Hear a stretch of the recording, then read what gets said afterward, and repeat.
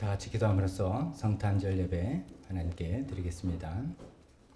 사랑은 이 사실에 있으니 곧 우리가 하나님을 사랑한 것이 아니라 하나님이 우리를 사랑하셔서 자기 아들을 보내어 우리 죄를 위하여 화목제물이 되게 하신 것입니다. 하나님 아버지 참으로 감사합니다. 우리는 하나님을 사랑하지 않았지만, 하나님을 찾지 않았지만 하나님께서 우리를 찾아주시고 우리를 사랑해 주셔서 하나님의 독생자 외아들을 우리를 위해서 이 땅에 보내주시고 우리를 위한 화목제물로 삼아주셔서 하나님과 우리 관계를 다시 열어주신 것을 감사드립니다. 예수님께서는 또 그 뜻이 얼마나 당신으로부터는 큰 고생과 희생을 감수하는 것이지만 그것을 자원해서 그 일을 해주셔서 우리를 위해서 이 땅에 아기 예수로 오셔서 그 모든 고생과 어려움을 다 겪으신, 또 십자가에 승리하신 예수님을 감사드리며 찬양드립니다. 성령님, 이 모든 사실이 우리에게 역사적인 내용이 아니라 우리에게 진리로 다가오게 하시고 그 말씀을 듣고 믿어지게 하시고 그 말씀대로 살아갈 수 있도록 우리에게 늘 희망과 용기를 주시고 인도하시는 성령 하나님께 감사와 찬양을 드립니다. 하나님, 성삼위 하나님, 우리가 찬양 드리며 감사드리며 오늘 주님께 나아갑니다. 오늘 저희 예배를 받아주시고 성탄절뿐만 아니라 올해 한 해를 또 무사히 인도해 주신 하나님께 감사드리며 우리가 경배드릴 때 우리 예배를 받아 주시옵소서. 예수님의 이름으로 기도했습니다. 아멘. 다 같이 일어서서 우리 성탄 찬송 하겠습니다. 그 맑고 환한 밤중에 천사들이 내려와서 찬송해서 평강의 왕이 오셨습니다. 이 기쁜 소식을 전했습니다. 그러고 난 다음에 고요한 밤, 거룩한 밤, 예수님 탄생하셔서 하나님께서 영광이, 주의 영광이 나타난 찬송이죠. 두 곡을 메들리로 주님께 찬양하겠습니다.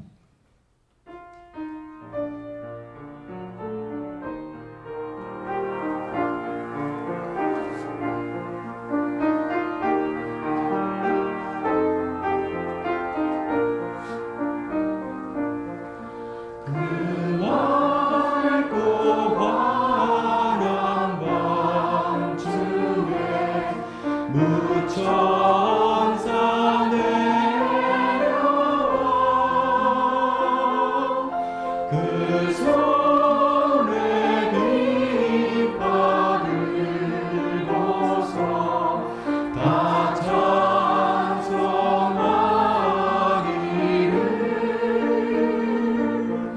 평강의 왕이 오시니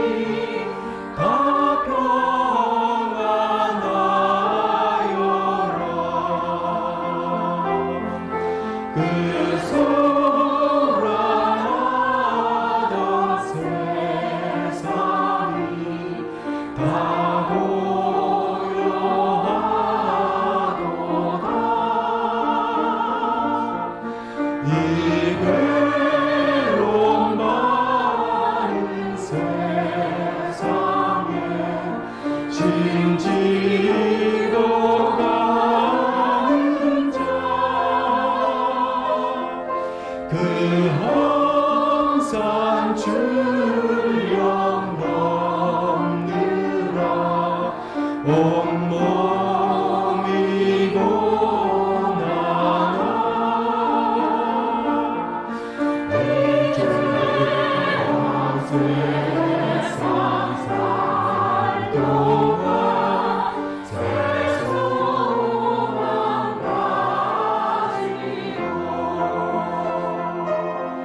저 천사 기쁜 찬송을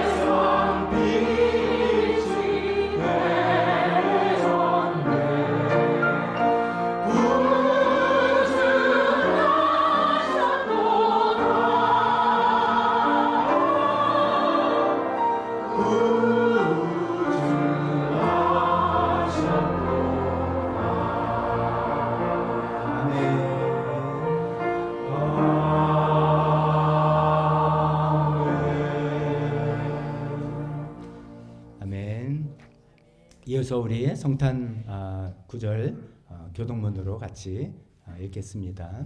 저와 여러분들 같이 교대로 읽겠습니다. 그 지역의 목자들이 밤에 들에서 지내며 그들의 양떼를 지키고 있었다.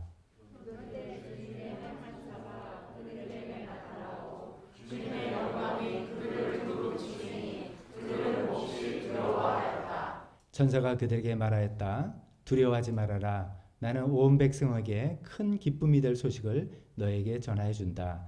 오늘 다윗의 동네에서 너에게 구주가 나셨으니 그는 곧 그리스도 주님이시다.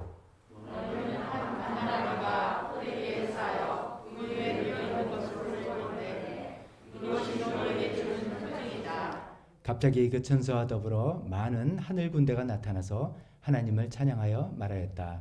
더없이 높은 곳에서는 하나님께 영광이요 땅에서는 주님께서 좋아하시는 사람들에게 평화로다. 아멘. 성탄 찬송 한 장 더 하겠습니다. 저들 밖에 한밤중에 노엘 찬송하겠습니다.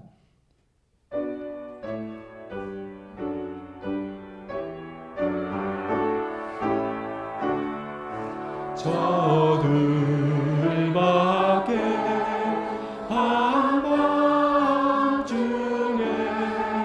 양들매 자던 목자들 천사들이 전하여 주나신 소식 들었네. 노엘 노엘 노엘 노엘 이스라엘 왕이 나셨네.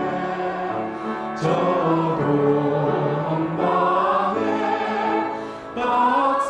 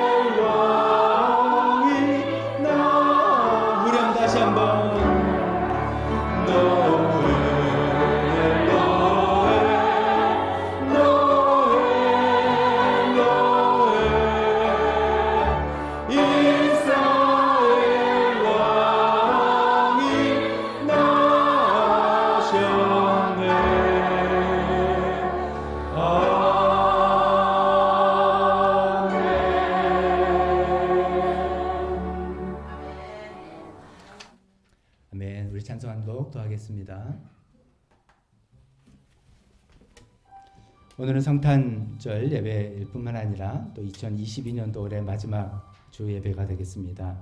돌이켜보면 우리 참 힘들고 어려운 일 참 많았지만 우리가 마지막 고백할 가사가 내용이 이 가사에 담겨 있으면 좋겠습니다. 감사해, 감사합니다. 시험이 닥쳐올 때도 두려움이 닥쳐올 때도 또 우리가 하나님께서 용기를 주시고 새 힘을 주시니까 우리 견뎌나가고 견뎌나갔습니다. 한 해도 그렇게 됐으면 좋겠습니다. 하나님 우리 모든 마음과 소망과 우리 믿음을 담아서의 찬송으로 마지막 찬송 드리겠습니다.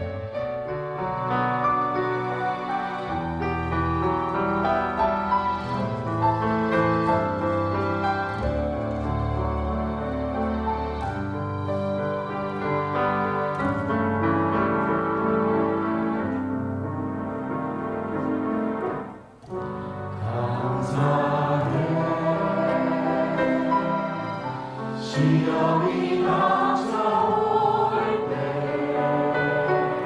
주께서 인도하시니 두려움 없네. 또 감사해. 고통이 찾아올 때 주께서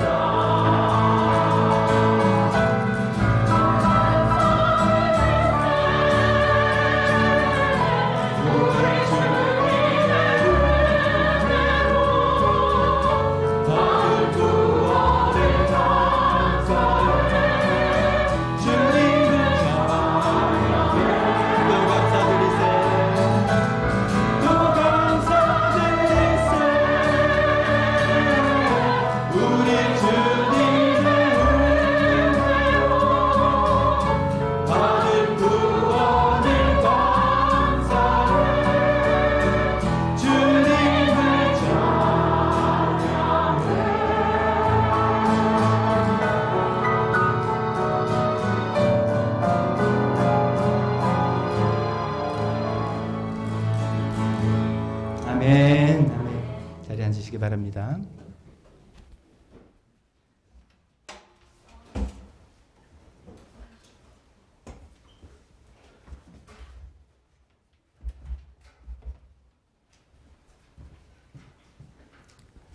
올 한 해 또 성탄주일이자 또 마지막 주 예배인데 우리 이제 감사로 시작해서 또 감사로 마치는 그런 한 해 잘 되었으면 좋겠습니다. 우리 뭐 성탄주일인데 옆에 분들 또 어떤 분들은 이제 제가 말씀드린 것처럼 하얀색, 빨간색, 그린색 좀 입으니까 보기 참 좋네요. 전 앞에서 보기는 참 좋습니다. 옆에 분들 서로 보면서 메리 크리스마스로 인사도 합시다. 메리 크리스마스, 메리 크리스마스, 메리 크리스마스. 네. 인사하다 보니까 어떻게 낯선 분이 한 분 계신데 우리 아브라함 전사님 가족을 잠깐 왔는데 잠깐 이럴 때 우리 환영합니다. 네, 환영합니다. 네, 네, 환영합니다.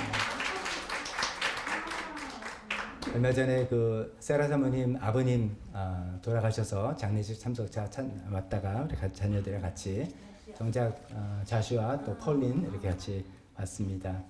우리 주보를 보면서 교회 소식 함께 나누도록 하겠습니다. 성탄절 예배입니다. 우리를 구원하기 위해서 이 땅에 오신 예수님의 탄생을 감사하고 또 축하하는 그런 시간이죠. 우리 또 성탄절 때마다 성탄 헌금을 하죠. 부르이슬로키에서 우리는 또 네팔 선교를 위해서 또 성탄 헌금하고 여러분 헌금하실 때 별도로 포기하시면 또 이렇게 구분해서 집행하도록 하겠습니다. 그리고 식사하고 그다음에 잠깐 쉬었다가 오후에 교회 학교에 특별 순서가 있습니다. 뭐 어저께도 모여가지고 뭐 연습도 하고 또 재밌는 순서도 해서 잘 준비하는 것 같은데 우리 다 같이 봐주시면서 박수 쳐주시고 또 축복해 주시고 격려해 주시면 좋겠습니다. 한 1시 30분에 시작하는데 조금 준비가 되면 좀 일찍 할 수도 있으니까 시간을 아시고 같이 점심 식사 교제하시다가 다 와주시면 좋겠습니다. 저희가 몇 년 전부터 파쇄식이라는 것을 하죠. 한 해를 지나가면서 또 묵었던 모든 때들을 깨끗이 정리하자는 취지에서 하나님께 저를 회개하고 또 우리에게 용서할 사람 용서하면서 넘어가자 해서 문서에 적고 문서를 파쇄하면서 넘어가는 그런 의식을 하고 했습니다. 올해는 성탄주일이라서 오늘 하기는 좀 그렇고 새해를 시작하면서 그렇게 하도록 하겠습니다. 안에 나눠드린 용지 잘 보시고 1, 2, 3번 읽어보시고 성경 구절에 또 마음에 묵상하시면서 그 아래에 있는 회개와 용서의 결단기도 어떤 죄를 회개하겠다, 어떤 잘못을 누구를 용서하고 또 상처를 주님께 맡겨드리겠다 이런 등등의 내용들을 기도하시면서 여러분들 잘 생각하셔서 기록하시고 다음 시간에 예배 우리 다 같이 함께 파쇄를 하면서 또 새로운 마음으로 2023년도를 시작하는 그런 시간 되었으면 좋겠습니다. 또 역시 몇 년 전부터 우리가 새해를 시작하면서 금식 기도를 시작하자. 그래서 교회적으로 21일에 금식 기도 기간을 설정해 놓고 그 기간에 여러분들 원하시는 대로 한 끼 금식을 하시든 아니면 일정한 식사 금식을 하시든 또 하루를 완전 금식을 하시든 또 여러분들이 선택하시는 원하시는 허락되시는 방법대로 하셔서 우리 교회 전체적으로 21일 금식 기도하면서 새해를 하나님의 도우심으로 우리가 시작을 합니다라는 그런 마음으로 시작했으면 좋겠습니다. 제가 오늘쯤에 이제 또 구글 링크 보내드릴 테니까 여러분들 신청하시는 분들 그것다가 작성해 주시면 또 제가 보고 같이 기도하겠습니다. 또 새해 첫 주에 월요일부터 목요일까지 금요일은 이제 중보기도 모임이 있으니까요. 목요일까지 저녁 7시에서 9시까지 성경 읽고 기도하는 시간 가지려고 합니다. 원하시는 분들은 교회 오셔서 합류하셔서 같이 원하는 시간에 또 오셔서 같이 기도하고 새해 첫 주를 하나님과 함께 이렇게 좀 계획하고 기도하는 시간 또 말씀 있는 시간 가졌으면 좋겠습니다. 오늘 감사떡 김재현 집사님 제공하십니다. 어머님 폐암 수술 받으시고 잘 회복하고 계시고 또 지난주 오빠 또 수술하고 회복 중에 있고 기도해 주신 것에 감사해서 감사떡 제공합니다. 1월달 헌금위원 서영호 집사님 또 박성희 집사님 수고해 주시고 특별기도회 이수진 자매님 영국에서 온 자매님 이제 수술 잘 끝나고 의사 말로도 항암 치료는 필요 없다라는 확진을 받았습니다. 그래서 이제 조만간 영국으로 돌아가서 아마 거기서 추적 검사만 하면 된다는 기쁜 소식을 받았습니다.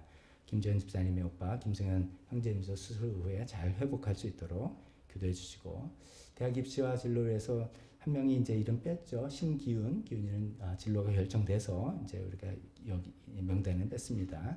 나머지 세 자녀들 계속해서 진로를 하나님께서 잘 정해 주시도록 기도했으면 좋겠습니다.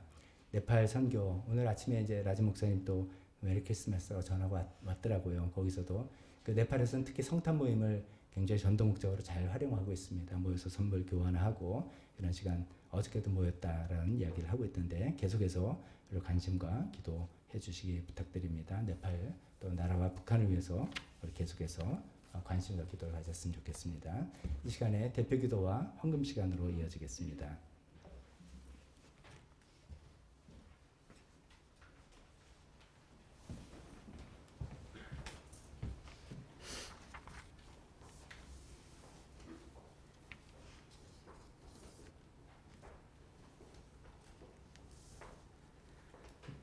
다 같이 기도드립니다. 사랑하는 하나님 아버지, 시온성보다 더 찬란한 저 천성 떠나서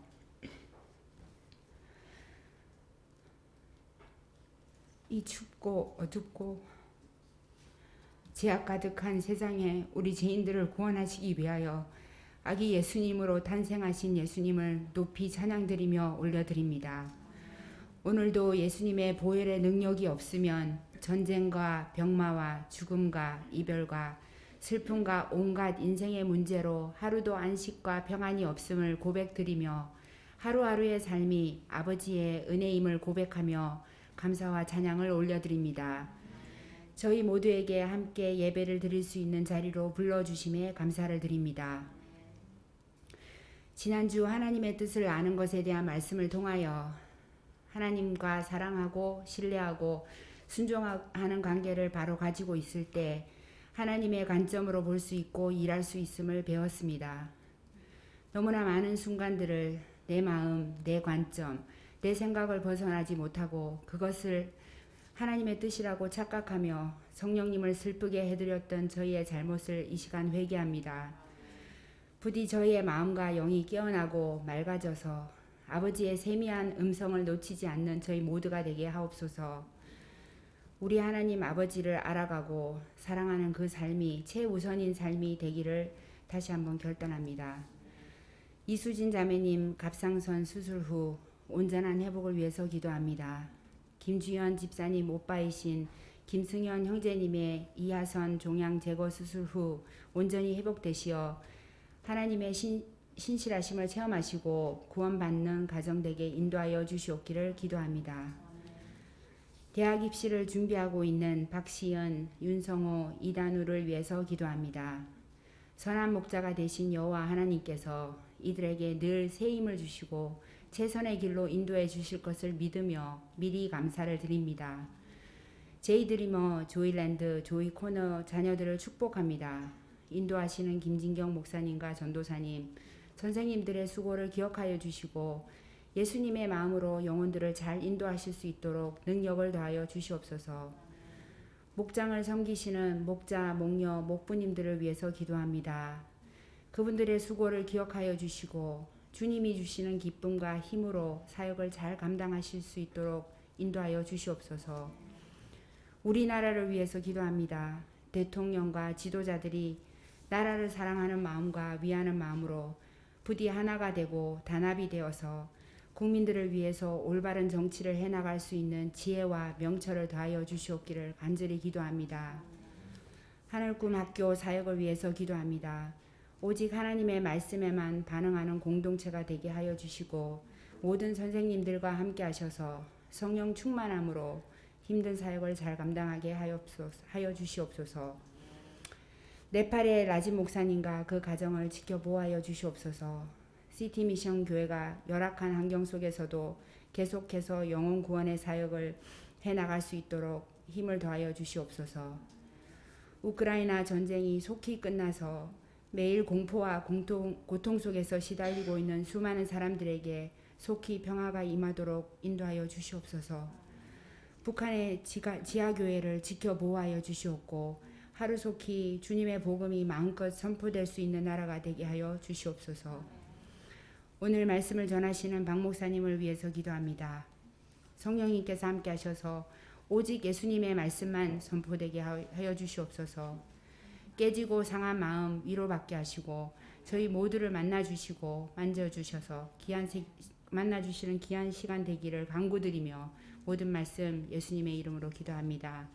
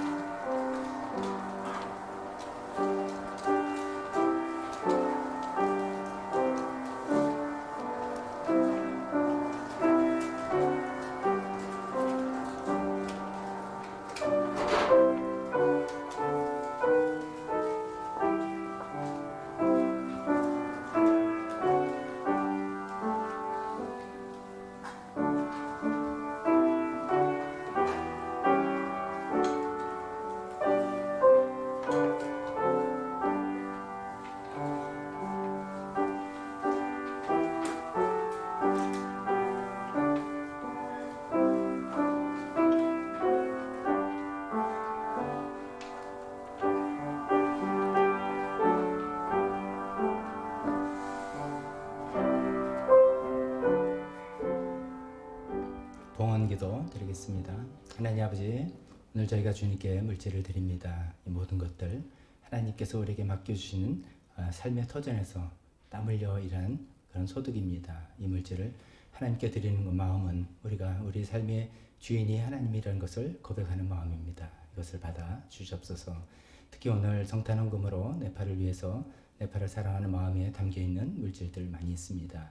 그 손길들에 축복을 하셔서 하나님 이 물질을 통해서 네팔 사역이 중단 없이 이루어질 수 있게 도와주시고 그 교회의 필요가 채워지며 그 복음이 네팔인들 마음속에 전달될 수 있게 도와주시고 그렇게 사용하여 주시옵소서.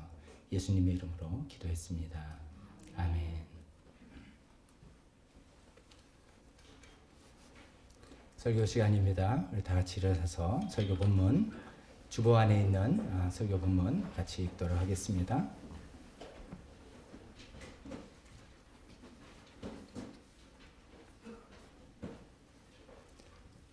예수님의 탄생에 관한 이야기, 언제 들어도 또 새롭고 신비로운 그런 이야기입니다.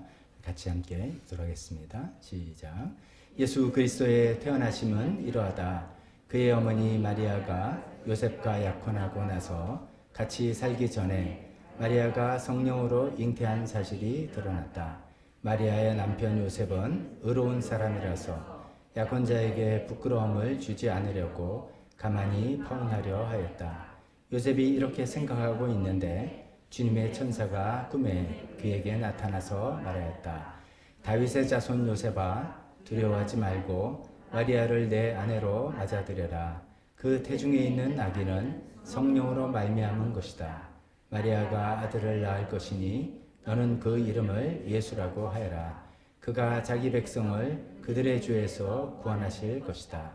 이 모든 일이 일어난 것은 주님께서 예언자를 시켜서 이르시기를 보아라, 동정녀가 잉태하여 아들을 낳을 것이니 그의 이름을 임마누엘이라고 할 것이다 하신 말씀을 이루려고 하신 것이다. 임마누엘은 번역하면 하나님이 우리와 함께 계시다는 뜻이다. 아멘. 설교를 위해서 잠깐 기도하겠습니다. 임마누엘 하나님 찬양합니다. 우리와 함께 하시기 위해서 이 땅에 친히 오신 하나님을 찬양합니다.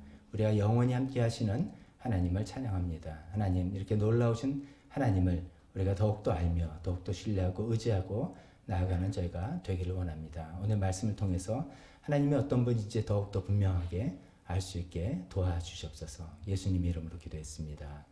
아멘. 자리에 앉으시기 바랍니다.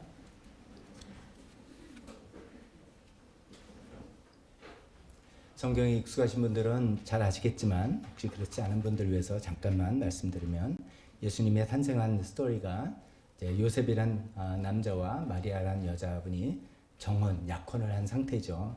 약혼을 하고 이제 결혼 날짜를 결혼식이 되면 그때 이제 같이 살림을 같이 살아가는 그런 단계를 준비하고 있는데 마리아가 아기를 가졌다는 소식을 알게 되었습니다.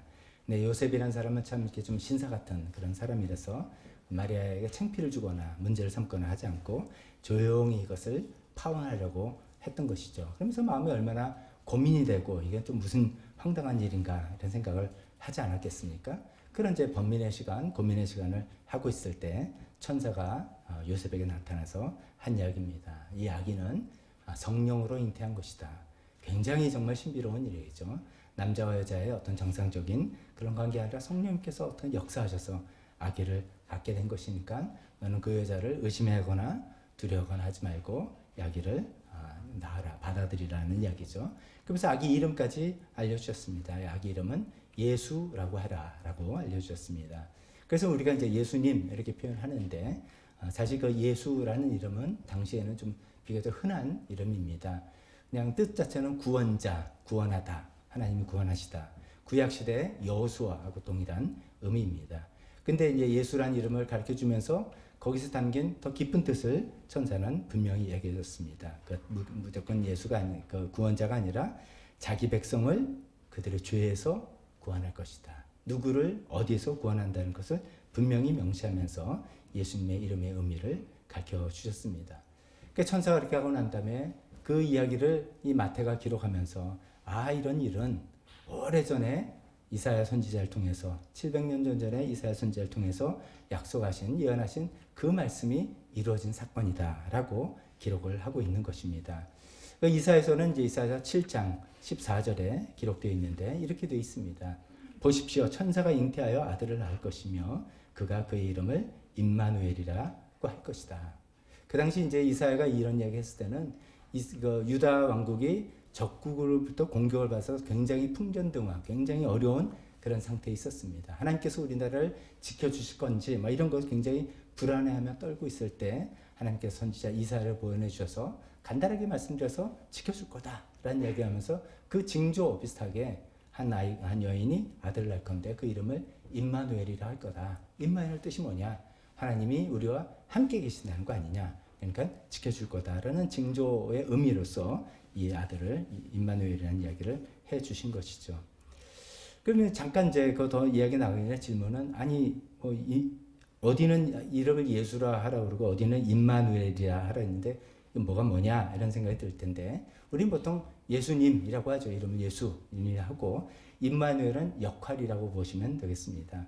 예수님이 그 임마누엘, 그 하나님이 우리와 함께 계신다는 것을 몸소 이렇게 보여주시는 그런 역할을 하신다라고 생각하면 되겠습니다.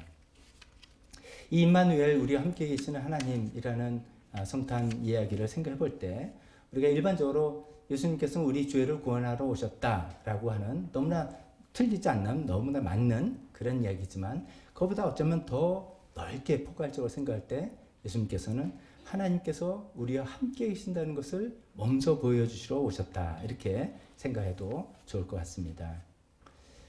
임마누엘, 하나님이 우리와 함께 계시는 이 하나님께서는 그러면 이제 아기 예수로 탄생하시면서부터 그렇게 우리와 함께 하셨나? 그전에는 어떻게 됐나? 이런 질문이 우리 마음속에 생길 수가 있습니다. 그것을 한번 먼저 생각해 보면 하나님이 사람이 되셨다라는 것을 이제 성육신 이렇게 표현하지 않습니까? incarnation, 성육신인데 그때 성은 거룩할 성자 아닙니다. 될 성자 이렇게 된다, 완성한다 할 때 육신이 되는다.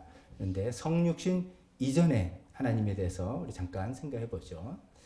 성육신 이전에 하나님은 어떤 분이셨나? 우리가 보통 하나님에 대해서 하나님은 어떤 분인가 생각할 때 그냥 가장 대표적으로 세 가지 하나님의 속성을 이야기합니다. 전지하다, 모든 것을 아신다. 전능하사, 모든 것을 하실 수 있는 능력이 있다. 그 다음에 세 번째, 무소부재하시다. 없는 데가 없으시다. 안 계시는 곳이 없으시다. 그러니까 어디나 다 계시다. 이렇게 이야기하죠.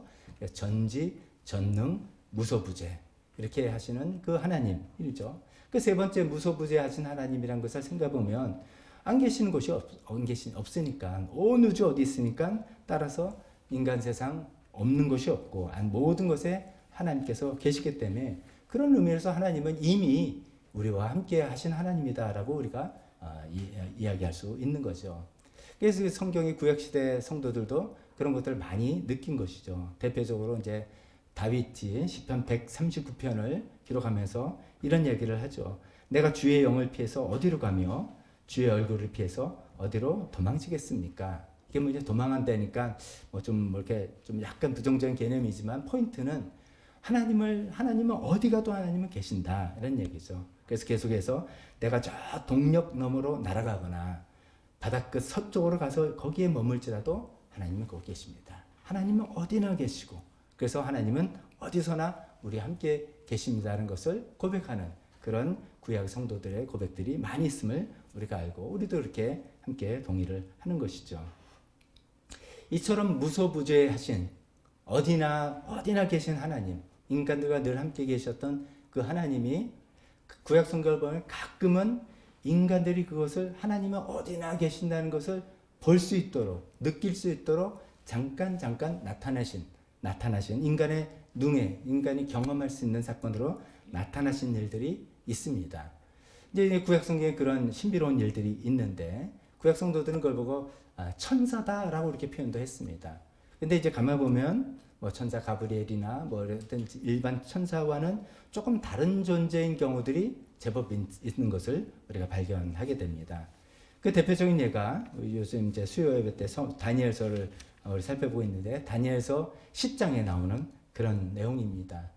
다니엘은 하나님께서 정말 사랑하는 너무너무 이쁜 사람이죠. 그래서 하나님께서 다니엘에게 많은 앞날에 대한 환상을 보여주시고 이야기를 알려주시는데 그 중에 10장에 보니까 어떤 존재가 다니엘에게 탁 나타났는데 그 묘사를 이렇게 하고 있습니다.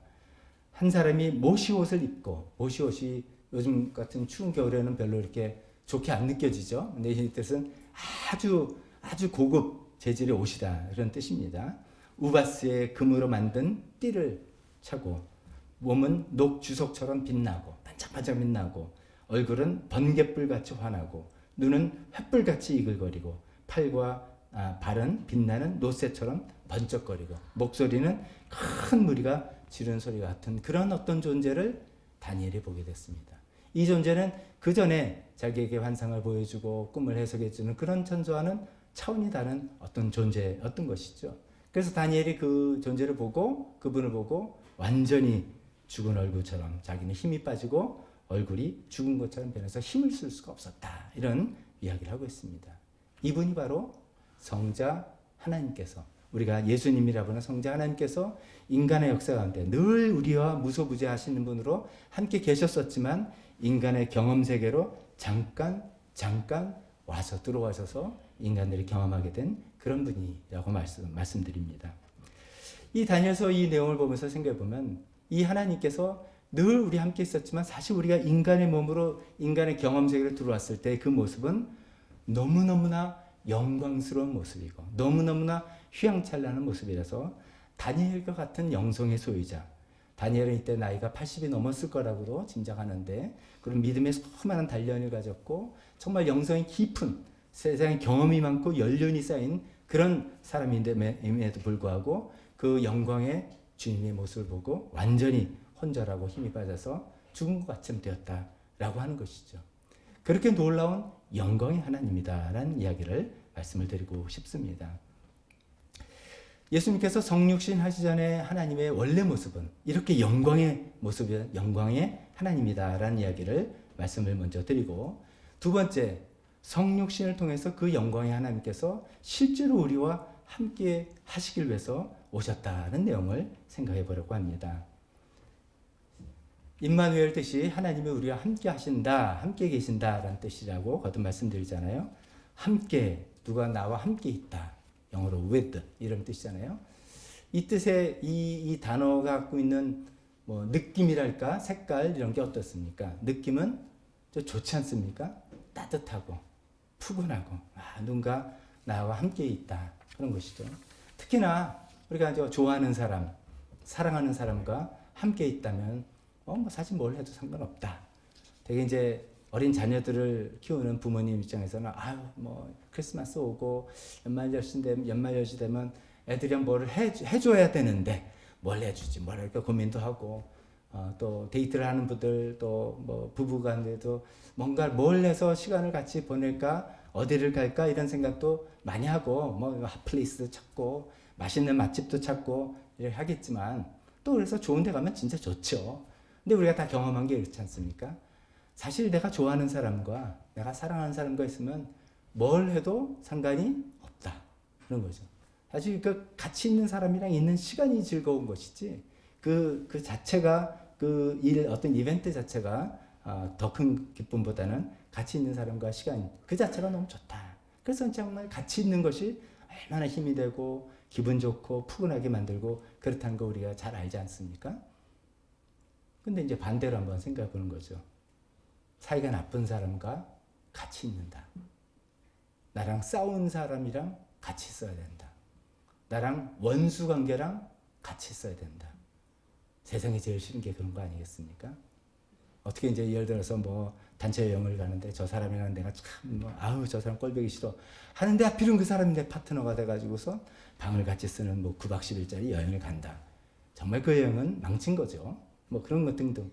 나랑 사이가 좋으냐 안 좋으냐에 따라서 이 함께라는 것의 의미는 정반대로 다가올 수 있는 거 아니겠습니까? 우리는 하나님과 좋은 사이가 아니었었습니다. 하나님 보시기에 우리가 함께 있는 게 좋은 대상이 아니었었어요. 우리가 보통 이제 예민하다 이렇게 생각해 본다면 이런 것이죠. 예민한 사람과 예민하지 않은 사람, 둔감한 사람이랄까요? 그러면 이제 뭐 둔한 사람은 자기가 이런 말을 하면 상대방한테 얼마나 이게 상처가 되거나 거슬리거나 하는 걸 모르는 거예요. 어떤 말과 행동 그런 걸 몰라요. 근데 예민한 분은 그런 것들 잘 알기 때문에 당신도 그런 일을 하지 않고 또 상대방이 둔한 사람들이 하는 것에 좀 이렇게 뭐 좀 거슬리고 좀 상처받고 좀 힘든 것이죠. 자, 그런 걸 우리가 인간사에서 많이 겪으실 텐데 하나님과 우리 사이에 누가 더 예민할 것 같습니까? 하나님과 우리 있으면 누가 더 예민합니까? 하나님 슈퍼 예민하시죠. 아니 그렇다고 하나님 까다롭다는 얘기를 제가 하는 게 아니죠. 우리는 하나님을 대할 때 너무 둔감한 거예요. 우리가 막 살면서도 뭐 하나님들 용서하시는 분이니까 하나님들 사랑하시는 분이니까 뭐 이렇게 막 그걸 너무 믿는 거죠. 근데 그런 우리의 둔감한 말과 행동과 우리의 삶의 자세 때문에 하나님은 너무나 상처받고 아프시고 힘드신 거예요. 그래서 하나님의 인간적으로 말해본다면 하나님은 우리와 함께 있기를 원치 않으세요. 힘든 거예요. 피곤한 일이에요. 그런데 그 하나님께서 우리와 함께 하시기를 결정하셨어요. 우리를 사랑하신다는 그 사랑 안에 그렇게 정말 있으면 너무 괴롭힌데도 그럼에도 불구하고 이 인간들과 사람들과 함께 해야 되겠다고 하나님께서 결심하시고 어쩌면 특단의 조치를 취하신 거죠. 그 아들 독생자 예수님을 우리를 위해서 이 땅에 보내주신 것이죠. 하나님과 인간 사이의 그 틀어진 관계를 바로잡기 위해서, 관계 회복을 위해서, 그 막힌 것을 허물기 위해서, 결국 그 죄를 없애주시기 위해서 예수님 하나님께서 그렇게 결심을 하신 것이죠. 하나님 결심하셔서 예수님은 그냥 자기도 모르게 끌려온 거냐? 그건 아니죠. 예수님도 자원해서 자발적으로 이 땅에 오시기로 하신 것이죠. 가만히 보니까 아버지 하나님의 그 마음과 심중이 어디 있는 것을 파악하시고 그러나 그것에 요구되는 일들이 무엇이라는 것을 다 아시는 상태에서 그것을 자원해서 이 땅에 오시기로 하셨습니다. 우리 인간들과 함께 하시기로 하신 것이죠. 그리고 그 방법은 아기로 이 땅에 태어나시는 것이죠. 아기로 태어나서 사람으로, 온전한 사람으로 우리와 함께 삶을 살아나가시오. 그래서 사람으로서 십자가에 죽으시는 그 방법이겠죠. 우리가 이제 갓난아기, 우리가 이제 성탄을 생각하면 이제 그 그림 중에 하나가 예수님이 갓난아기에 대해서 포대기에 그 강보에 쌓이고, 강보라는 게 포대기잖아요. 그 말구유라는데 사실은 말은 아닙니다. 고고학적으로 그 베들레헴에 말은 없죠. 말은 굉장히 전쟁 무기이기 때문에 일반 평민들이 소유할 수 없는 그런 동물이 합니다. 저도 이제 습관적으로 말구유라고 그렇게 하는데 정확히는 이제 동물 밥통이죠. 동물 그런 건데 거기 이제 누워 주셨는데 그런 그림들이 이제 전체로 나와서 이제 갓난아기 이렇게 생각이 나오는데 우리가 이제 그 여러분들 뭐 자녀라든지 아니면 뭐 친척이라든지 교회에서도 이제 우리 어린 아이들 있잖아요. 예한이도 있고 예겸이도 있고 이렇게 어린 아이들을 이렇게 보면은 좀 굉장히 신비한 생각들이 참 드는 것 같아요. 아기들 보면 그래서 특히 갓난아이를 이렇게 쳐다보는 거는 시간 가는 줄을 모르죠. 그래서 보면 별 생각이 다르죠. 야, 생명의 경이로움. 얘는 대체 어디서 나왔지? 우리가 이제 생물학적으로 다 배웠어요. 뭐 엄마 아빠가 다 배웠지만 그 생물학적인 지식으로는 설명할 수 없는 너무나 신비한 존재가 여기 살아있는 존재로 있는 아이를 보면서 또 아이가 조금 자라면서 어떤 때는 엄마 좀 닮았다가 어떤 때는 아빠도 좀 닮았다가 어떤 때는 할아버지 얼굴도 나오고 할머니 얼굴 나오고 이게 이제 농담으로 하는데 인간의 이제 생존 전략이지 않을까 싶습니다. 골고루 닮아져서 사랑을 골고루 받죠. 그래서 저희도 이번에 이제 지난번에 아기 보러 이제 갔는데 처음에는 저희가 갔을 때는 이게 우리 집안의 얼굴이 아니네. 좀 그런 생각이 좀 들었어요. 이게 저쪽 얼굴이네. 좀 그래서 이게 좀 정이 조금 덜 가는 것이 있었어요. 근데 그다음에 돌아와가지고 이제 사진을 계속 보냈는데 점점점 그렇지 우리 얼굴 나오네. 뭐 신찬이 어렸을 때 똑같네. 그러니까 막 더 마음이 가고. 근데 저쪽 할머니 할아버지 똑같은 생각 하실 거예요 아마. 이제 그런데 그리고 얘가 뭐 앞으로 이 앞에 펼칠 그 미래가 어떨까 이런 생각은 뭐 너무너무 신비롭고 너무너무 그런 게 많잖아요. 이 갓난아기라는 것은 그런 신비로운 경외감의 대상이고 존재하지 않습니까? 근데 거기에 더해서 우리 아기 예수님을 우리가 만약에 본다면 우리가 모든 인간들이 경험할 수 있는 신비로운 경험감 플러스 제가 아까 말씀드린 이분은 영광스러운 하나님이신데 그런 영광의 하나님이신데 어떻게 하자고 이렇게 그 영광의 하나님께서 너무나 나약하고 너무나 좀 이렇게 연약한 아기로 오셨을까? 이 신비, 이 우리가 이해할 수 없는 이 마음이 이 안에 또 당기면서 우리가 상상을 하면서 아기 예수님을 바라보게 돼야 될지 모르겠습니다. 우리가 다 알지만 갓난아기라는 게 어떤 존재입니까? 자기 힘으로는 한순간도 살아갈 수 없는 존재잖아요. 애기 먹여야 되죠. 먹이면 또 트름 해줘야 되죠. 안 하면 다 토해서 뭐 지저분해 되죠. 똥 싸죠. 뭐 그것도 뭐 자경환할 때 싸죠. 뭐 달라고 말로 하면 되는데 말 못하니까 울어댔죠. 뭐 여러 가지 사람이 도와주지 않으면 생존이 안 되는 그것이 악이잖아요. 근데 하나님께서는 원래는 우리 인생에 빛과 생명을 주시고 호흡을 주시고 양식을 주시고 우리를 도와주시던 전적으로 우리가 하나님께 의존하던 그런 하나님인데 아기 예수로 오셔서 전적으로 부모와 주변에 도움이 없이는 살아갈 수 없는 그런 존재로 내려오셨다. 이게 우리가 상상할 수가 없는 그런 놀라운 성육신의 비밀 아니겠습니까? 우리가 이런 착각은 안 하시죠? 예수님은 어릴 때부터 예수님이니까 감기 한 번 안 걸리고 코로나 같은 거 걱정 없고 그다음에 뭐 공부하면 맨날 100점 받고 사춘기 같은 그런 거 없고 그냥 쭉 잘하고 슈퍼 베이비 그다음에 목수로 활동하셨다는데 비즈니스 너무너무 잘하시고 이 목소리를 하면서 하나도 실수하거나 상처 없으시고 모든 것이 완벽 딱딱딱 나가는 예수님이라고 혹시 생각하신다면 여러분 생각은 잘못된 것이죠. 저와 여러분이 겪을 수많은 힘들과 어려움과 실수와 실패와 이런 것들 다 겪어나가신 평범하고 똑같은 인생을 살아오신 분 아닙니까? 히브리서 4장 15절에 그는 모든 점에서 우리와 마찬가지로 시험을 받으셨다. 유혹을 받으셨다. 어려움을 겪으셨다. 우리가 아는 광야에 세 가지 유혹이 있죠. 사탄이 와서 이 돌을 떡을 만들어라.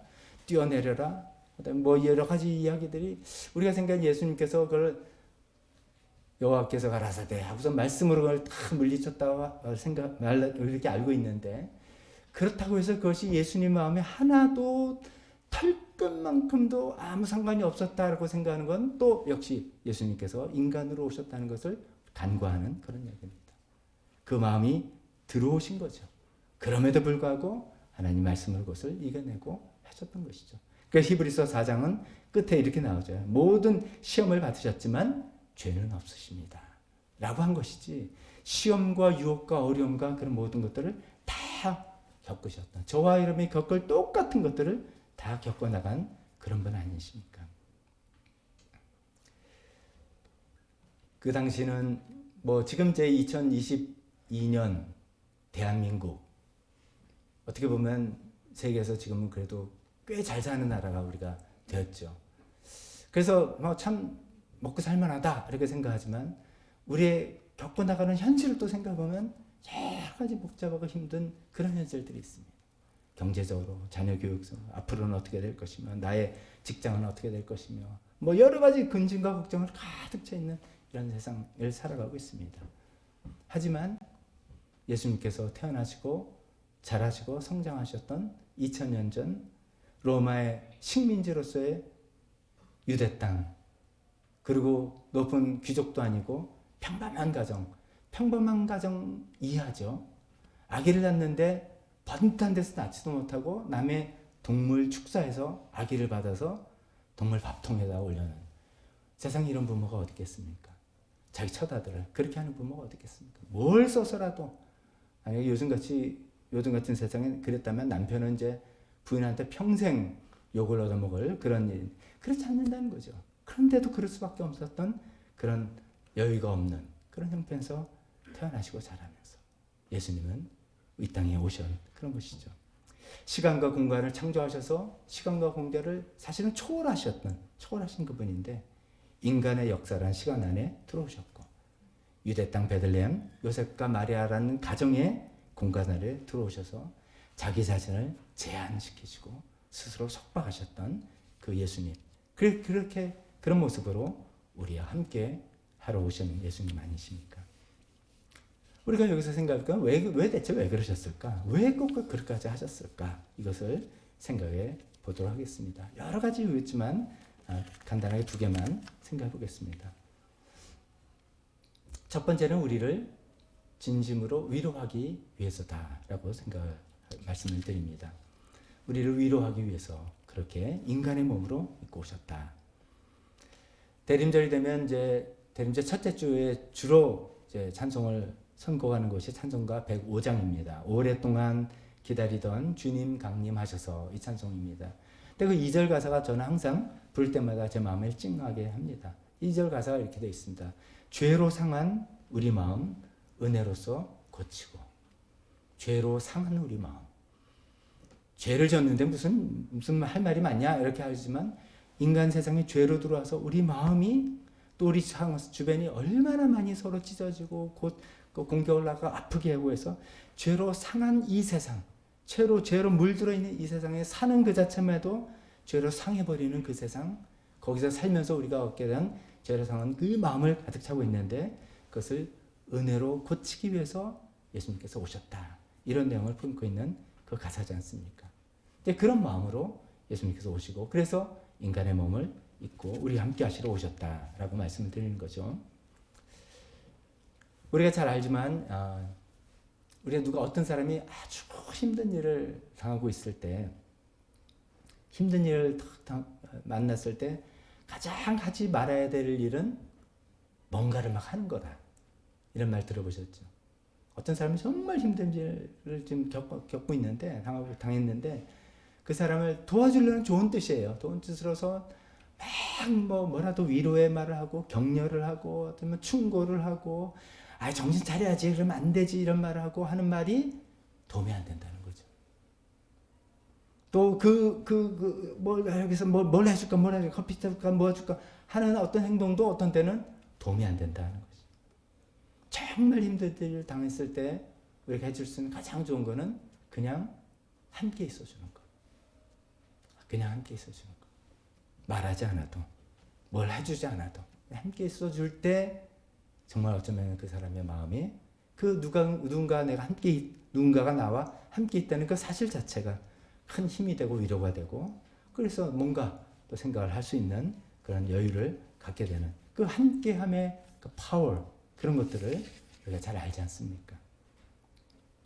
어쩌면 예수님께서 우리와 함께 하시기 위해서 그렇게 인간의 몸을 입고 아기로 태어나셔서 왕으로 툭 나타난 것도 아니고 어디서 뚝 산에서 툭 이렇게 등장하신 것도 아니고 똑같은 우리 저와 여러분이 겪은 모든 과정을 똑같이 겪으면서 오신 그런 방식으로 오셨던 그 이유는 어쩌면 우리를 위로하시기 위해서죠. 우리의 아픔, 우리의 연약함, 우리의 무력함, 우리의 좌절감, 또 우리의 앞이 막막함, 이런 것을 예수님께서 내가 안다. 나도 겪어봐서 안다. 나도 겪어봐서 너의 그 마음과 너의 상태를 잘 안다는 것을 말씀해 주시기 위해서 아니겠습니까? 우리를 잘 아신다는 거 하나님이 그냥 하늘에서 내려오는 소리로 말씀해 주셔도 우리는 은혜가 됩니다만 어떤 때는 그냥 우리와 함께 진짜로 우리와 함께 이 일을 겪으신 분이 내가 너를 잘 안다 라고 하면서 우리에게 힘을 주시는 그것이 우리에게 더 도움이 되고 그야말로 죄로 상한 우리 마음을 은혜로서 고치는 길이 아닌가 싶습니다. 저는 예수님께서 천사 같은 모습으로 그 영광의 아까 다니엘에게 나타난 모습으로 그 모습으로 우리에게 나타나셔가지고 힘을 내라 해도 도움이 되겠지만 하나님께서 그런 천사 같은 모습으로 영광의 영적인 모습으로 나타났다면 뭔가 우리랑은 좀 다른 세계의 어떤 분이라는 어떤 거리감이 느껴질 거라는 생각이 듭니다. 저는 예수님이 직업이 목수였던 게 좋고요. 예수님께서 이 세상에 그냥 일반적인 일들을 같이 하셨던 게 참 좋습니다. 예수님이 마치 어떤 종교 지도자처럼 일반적인 생활은 하나도 안 하고 맨날 어디 들어가서 깊은 말씀 준비하고 묵상하고 그래서 집회 때 딱 나서 거룩한 말씀만 던져주고 딱 삶의 실체 모습은 뭔지 모르고 아리송하게 신비롭게 하는 그런 존재가 아니라서 저는 너무 좋습니다. 그렇게 된다면 말씀은 좋지만 내용은 좋지만 나와는 상관없는 그런 어떤 내 처지와 내 상황을 뭐 알고 말씀하시는가 이런 생각이 들게 될 거기 때문입니다. 프랑스 혁명 때 뭐 그런 얘기가 있었다 그러죠. 그 백성들이 먹을 게 없어서 빵을 달라 그러니까 그 철없는 왕비 마리 앙토네트가 빵 말고 케이크를 먹으면 되는데 뭐 이런 얘기를 했다 그러잖아요. 그런 우리 현실과 전혀 떨어진 공감되지 않는 그런 이야기가 아니라 그런 접근이 아니라 우리가 똑같은 것을 겪으시고 아파하시고 고생하시고 고통당하시고 그러신 예수님께서 우리에게 하시는 이야기입니다. 그런 예수님께서 우리에게 이런 말씀하십니다.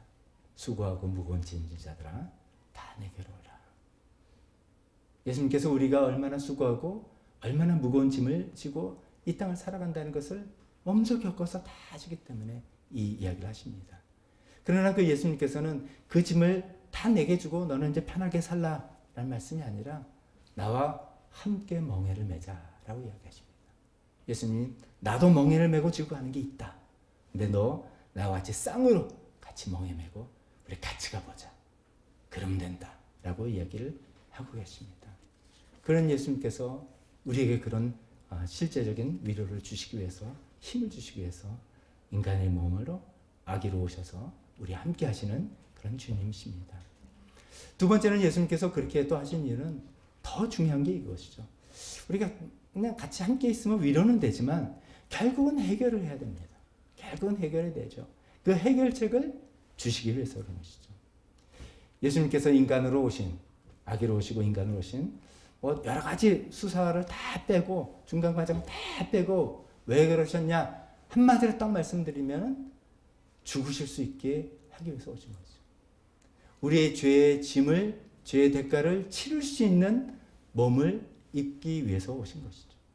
죄의 값은 사망인데 죽을 수 있는 그 인간의 몸으로 오셔서 우리를 대신해서 죽어주시기 위해서 인간의 몸으로 오신 예수님 아닙니까? 그래서 모든 문제의 근원인 하나님과 관계를 깨뜨리는 그 죄의 문제를 다 깨끗이 하고 이제 우리가 하나님으로부터 모든 은혜와 사랑과 평안과 용서와 기쁨과 이런 것을 다 공급받을 수 있게 우리 문제를 근본적으로 해결해 줄 수 있게. 그래서 아까 하나님께서 이제 우리와 함께 있는 게 좀 거북살스럽고 좀 힘들었다면 이제는 그 모든 게 없어서 처음에 우리가 이상적으로 생각한 것처럼 정말 사랑하는 사람과 함께만 있으면 얼마나 좋냐 라는 그런 관계로 우리가 다시 하나님과 우리 관계를 만들어 주실 수 있게 그 모든 죄의 문제를 해결해 주시기 위해서 인간의 몸을 입고 오셨다고 말씀드립니다. 이런 이유 때문에 성육신으로 우리와 함께하러 오신 예수님께서는 세 번째로는 성육신 이후에도 여전히 우리와 함께 하십니다. 어떻게 보면 예수님은 자기의 미션을 완성했죠. 이 땅에 오셔서 죄의 장애물을 다 물고 하나님과 관계를 회복시켜 놓고 이제 하나님 아버지 옆으로 돌아가셨습니다.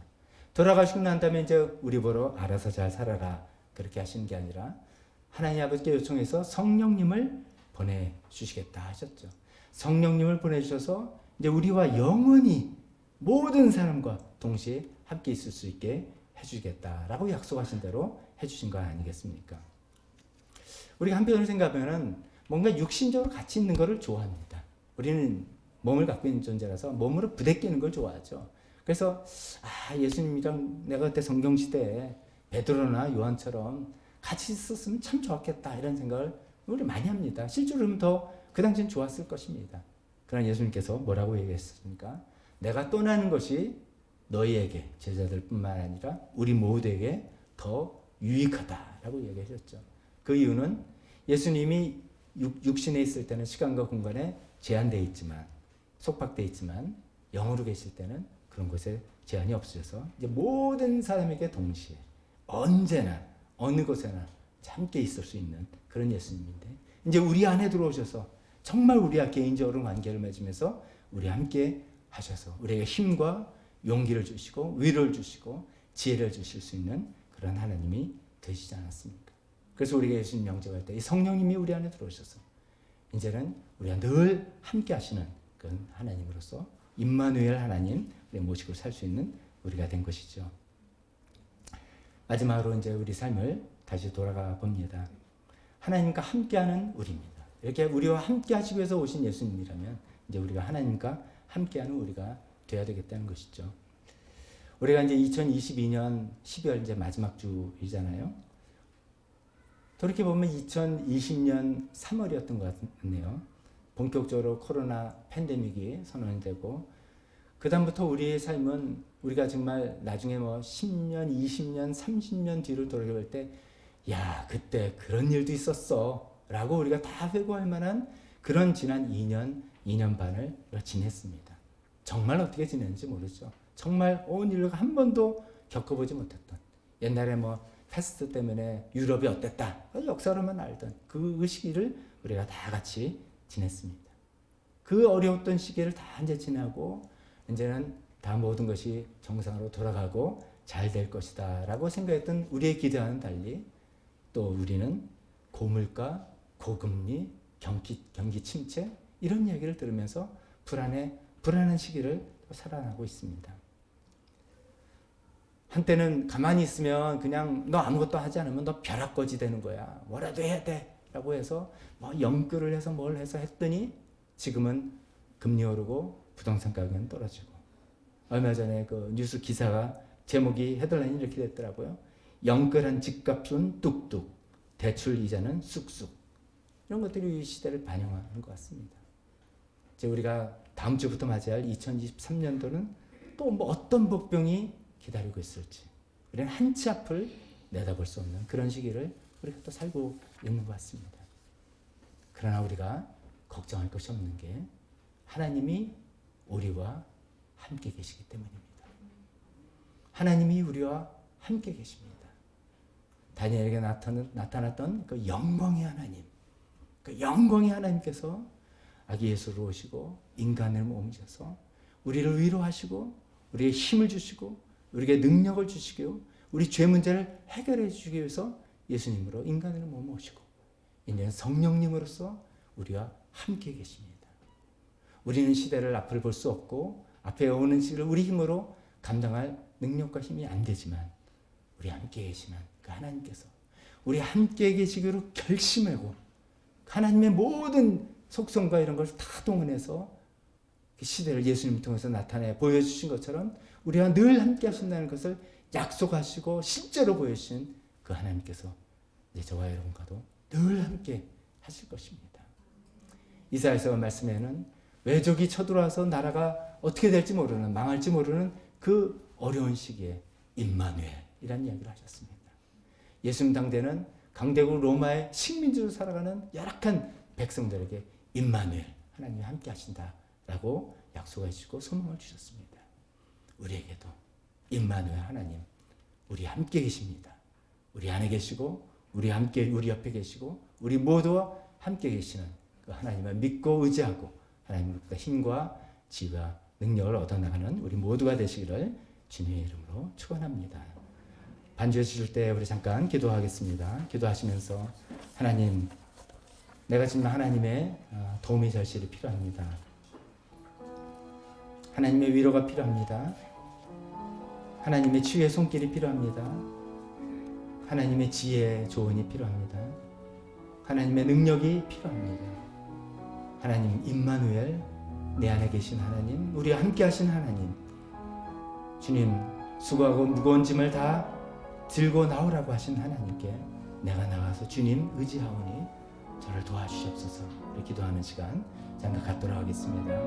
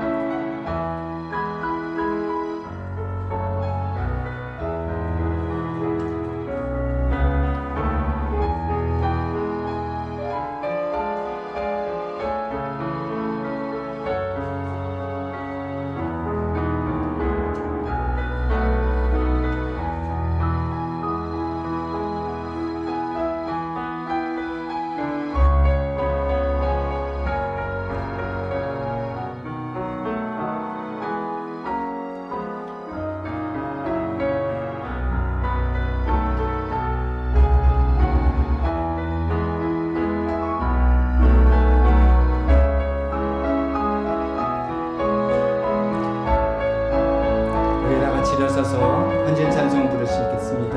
눈을 주님께 돌려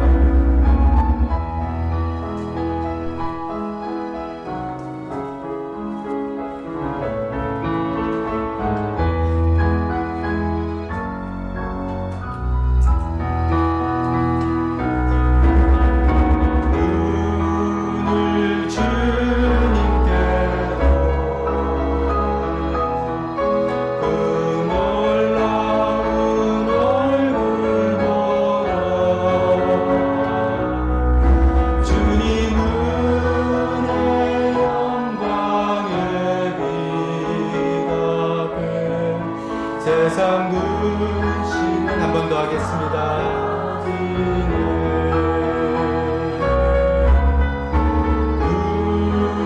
눈을 주님께 돌려 그 놀라운 얼굴 보라.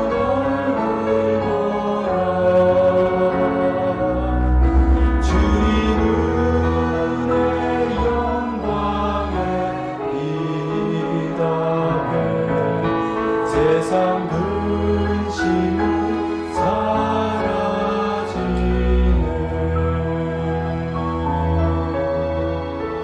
기도하겠습니다.